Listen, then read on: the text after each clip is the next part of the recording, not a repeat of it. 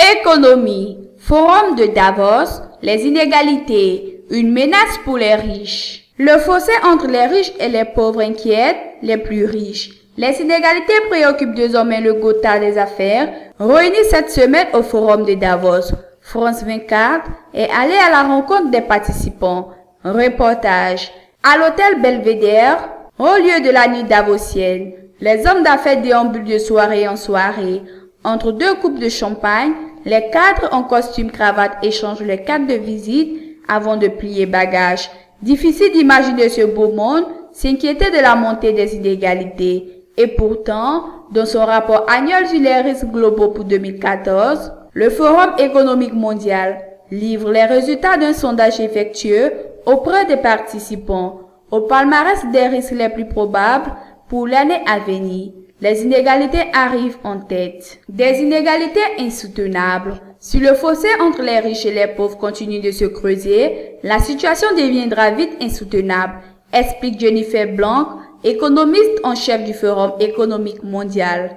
Les inégalités de revenus engendrent des conflits sociaux, comme on a pu le voir dans les pays émergents, mais également en Grèce et en Espagne, où le chômage des jeunes en particulier a explosé, et cela inquiète les leaders. Les 1% les plus fortunés de la population mondiale détiennent désormais près de la moitié des richesses du monde, selon l'ONG britannique Oxfam, qui rappelle dans un rapport publié à la veille du forum que depuis une vingtaine d'années, les inégalités ne cessent de se creuser. Il y a quelque chose qui ne va pas, c'est immoral, a lancé à Davos Winnie Byanyima, présidente de l'ONG.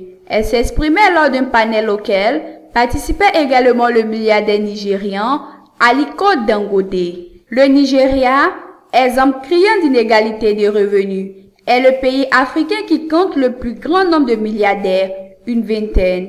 Ses revenus, principalement tirés du pétrole, ne profitent qu'à une toute petite élite, alors même que plus de 60% de sa population, soit quelques 100 millions de personnes, vit en dessous du seuil de pauvreté. En Afrique, les inégalités sont souvent liées à une mauvaise gestion des ressources, des problèmes de gouvernance, voire de corruption, estime Jennifer Blanc.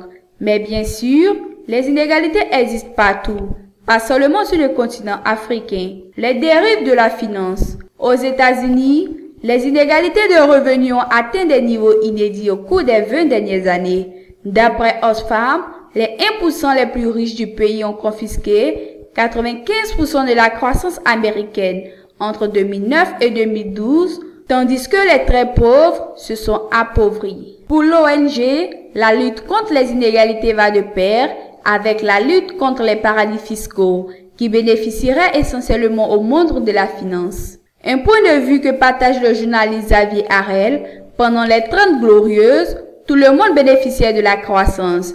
Et puis avec la dérégulation de la finance, on a vu une explosion du nombre de riches et de super riches. La finance s'est accaparée la richesse, explique l'auteur du documentaire Évasion fiscale, le hold-up du siècle.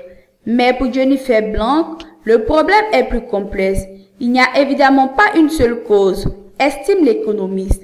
Nous sommes bien conscients des dérivés de la finance, mais à mon sens, les inégalités sont plus d'ordre structurel. Par exemple, assouplir le marché du travail, mieux répartir et exploiter les richesses, une meilleure gouvernance, lutter contre la corruption.